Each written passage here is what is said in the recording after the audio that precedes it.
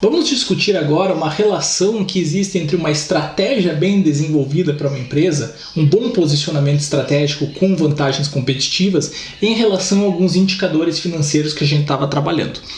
Tem um indicador financeiro que é muito interessante, chamado de ROIC ou ROIC, que é o retorno sobre o capital investido. Essa sigla aqui vem no inglês, Return on Invested Capital, retorno sobre o capital investido. Ele mede a quantia de dinheiro que uma empresa tem capacidade de gerar com o capital investido. Então, como assim? Imagina que eu coloco R$100 lá na minha padaria. Desses R$100 que eu coloquei, quantos desses reais, melhor colocando, eu coloco R$100 na minha padaria, quanto que ela tem capacidade de gerar de riqueza baseada nesses R$100 que foram colocados lá? Então aí você vê várias fontes de dinheiro, principalmente para as grandes empresas. Pode ser o empreendedor colocou dinheiro, pode ser o empréstimo que veio de terceiros, enfim. Não importa de onde vem a fonte do dinheiro, o que importa é o seguinte: imagina que uma empresa é uma máquina que processa. Você coloca dinheiro dentro dela, ela faz todos os processos dela, ela gera valor para seus clientes. Depois desse processo, quanto de dinheiro que sai dela? Tem que sair mais do que entra. Tá? E uma forma de você metrificar isso, para você ter lucro, né? Claro, tem que sair mais que entra para ter lucro. Uma forma de você metrificar, medir isso, é através do ROIC, que tem essa fórmula aqui. É o resultado líquido menos os dividendos, que seriam o que é distribuído aos sócios, sobre o capital investido. Por que eu estou chamando atenção para essa métrica? Boas estratégias e vantagens competitivas garantem um ROIC alto. Então, a empresa que tem uma boa estratégia, ela consegue pontuar alto nesse indicador. Você imagina uma empresa que, por exemplo, que nem a Coca-Cola. Você vai ver lá que ela tem um ROIC alto. Por quê? Basicamente, ela usa simplesmente água, gás e açúcar e mais outros poucos ingredientes para fazer os refrigerantes dela. Então ela compra matérias-primas baratas. Só que como ela tem vantagens competitivas, uma marca forte, ela tem uma estratégia muito boa, ela consegue vender essa água com açúcar e gás por um preço bem mais alto do que ela pagou para transformar aquilo num refrigerante. Então, como o lucro dela é alto, quando comparado à sua receita, você vai ver um ROIC alto. Agora, um setor que é muito competitivo, tem muita concorrência e todas as empresas estão fazendo basicamente as mesmas coisas e elas estão só sacrificando sua margem de lucro para conseguir ganhar o cliente na base do preço.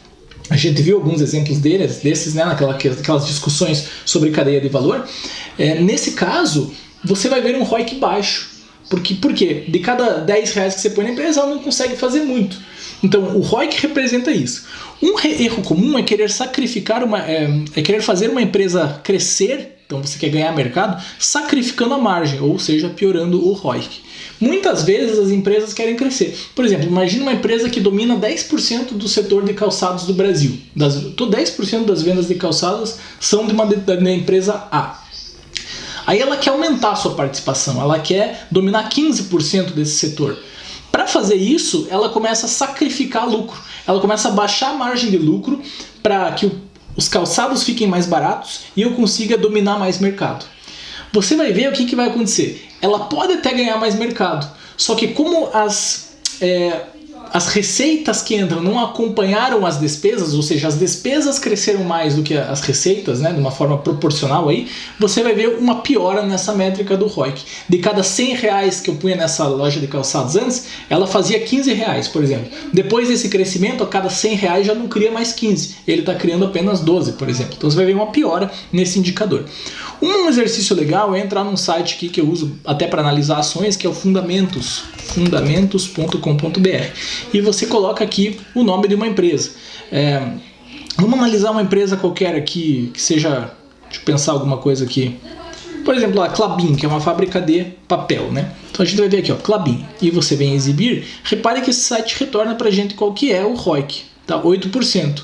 Então veja, 8% é de cada R$100 que eu coloco aí na Klabin, né, claro que eles estavam sempre uma base anual para fazer isso, esses R$100 conseguiram criar 8, ou seja, ao fim daquele período lá, você tem os seus R$100 e mais 8, que foi a riqueza que ela vai conseguir gerar. A grosso modo dá para entender o ROIC mais ou menos como isso aí. Você pode olhar outros tipos de negócio. A WEG, por exemplo, que é a fábrica de motores em Santa Catarina. A WEG tem um ROIC bastante alto, 18,8%. Tá? Então veja, essa é uma forma interessante de você dar uma olhada como que a tua empresa está veja que estou falando para empresas grandes que estão na Bolsa de Valores, mas você pode fazer isso para qualquer negócio que você tenha. Você pode ter um quiosque num shopping que vende óculos escuros, você pode ter uma franquia de fast food, você pode ter uma padaria, você pode ter uma farmácia, você pode ter uma clínica de estética, não importa. Não importa o teu negócio, você pode sempre calcular qual seria o teu ROIC. E calculando o ROIC te dá uma boa noção de se o teu negócio tem vantagens competitivas ou não. Quanto melhor é uma estratégia, mais alto tende a ser o ROIC. O ROIC é o indicador financeiro de todos esses que a gente está vendo aqui, veja que existem vários, é o mais próximo, o que melhor representa a qualidade da estratégia de um determinado negócio. A gente já falou bastante sobre estratégia, então agora só para complementar que você pode metrificar uma boa estratégia em termos financeiros também através do ROIC.